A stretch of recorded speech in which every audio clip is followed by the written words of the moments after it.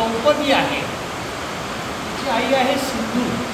ती अवघ्या 2 दिवसाची आहे, पण 2 दिवसाची असताना किती तरतरीत आहे बघा, अतिशय तरतरीत आहे. आम्ही यांना सोडत नाही, खूप पाऊस आहे, पुराण्याचा अमृत धाराला वळीला असता. म्हणजे स्थानिक जात ही किती उपयुक्त असते अशा ठिकाणी आपण सांभाळणे. ते मंडणगड हे कोकणामध्ये आहे, म्हणजे कोकण कपिलाच हवे. एवढ्या पावसात त्यांच्या आया, मावशा, आत्या, कापूस ह्या जंगलात गेलेल्या आहेत गाई.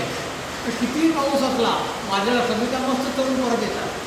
म्हणजे अशा वातावरणात सुद्धा आहे किती छान सर्वाय होतात ते बघा. म्हणून आपण देशी गाय सांभाळली पाहिजे भारतामध्ये. कोकणात कोकण कपिला, गीर प्रदेशात गीर, पश्चिम महाराष्ट्रात खिल्लारी, हे त्याचं कारण आहे.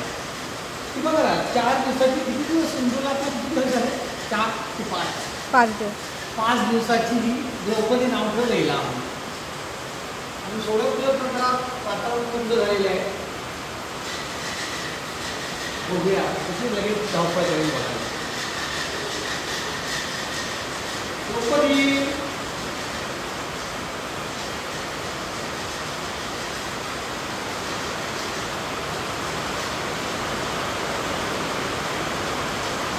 अतिशय उत्कृष्ट आहे.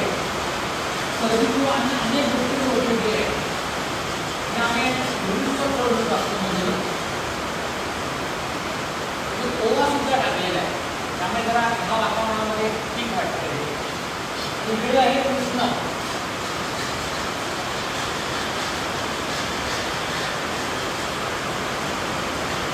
कृष्णाला पण थोडी अमृतधारा लावूया. बघतोय ना, सगळं अमृतधारा गेलेला आहे, सांडून उरलेलं आपण धुरीत टाकूया परत.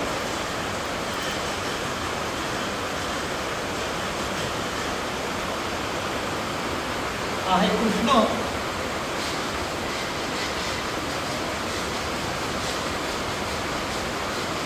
हा 15 दिवसाचा झालेला आहे आता. आता ते अमृतधार टाकल्यामुळे एकदम कडक वास येतोय चांगला, की ज्याची खरी आता आवश्यकता आहे या बछड्यांना.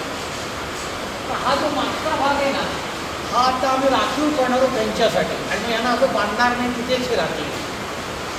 इथले जे सगळे यांचे बंधूगण आहेत सिनियर नंदी, त्यांच्यासाठी एक वेगळी आम्ही जागा शोधलेली आहे, तिथे बांधकामाचा चालू आहे.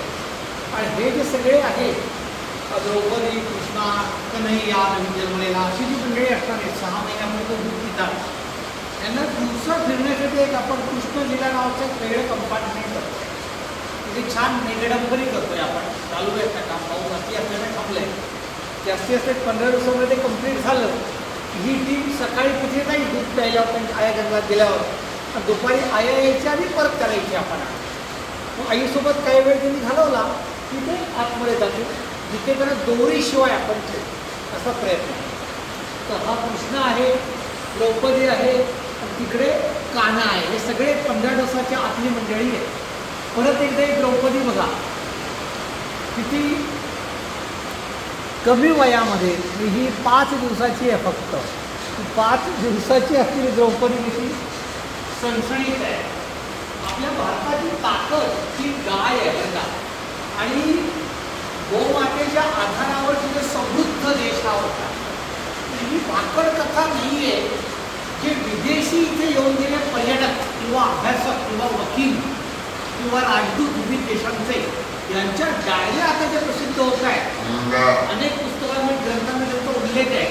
त्यांनी लिहिलेल्या इथल्या समृद्धीविषयी, श्रीमंतीविषयी, ऐश्वर्याविषयी. कोणीही गरीब आमच्या देशामध्ये नव्हता, तिथे भीक मागा एकही नव्हता, असं विदेशी लोकांनी लिहून ठेवलेलं आहे. ती समृद्धी ट्रेडिंगमधनं नुसती आलेली नाही आहे, बिलकुल IT क्षेत्रातलं सुद्धा नाही आहे. ती संपत्ती भारतामध्ये आली. कोणीही गरीब नाही, सगळे सुखात होते. ती समृद्ध शेतीमधनं आहे. आणि समृद्ध शेती ही देशी गायीवरच अवलंबून आहे. म्हणून ही देशी गाय देशामध्ये, तर देशी गाय सुद्धा कन्सेप्ट खूप वेगळी आहे बरं का. अख्ख्या भारतात एक देशी गाय नाही. आमच्या कोकणामध्ये कपिल आहे, पश्चिम महाराष्ट्रामध्ये खिल्लारी आहे, गीर प्रदेशात गीर आहे. गाई यांना आपण बलवंत जर केलं परत एकदा तर समृद्ध देश आपल्याकडे. त्यासाठी मॉडेल म्हणून शेत गोशाळेच्या माध्यमातून आपण प्रयोग करतो.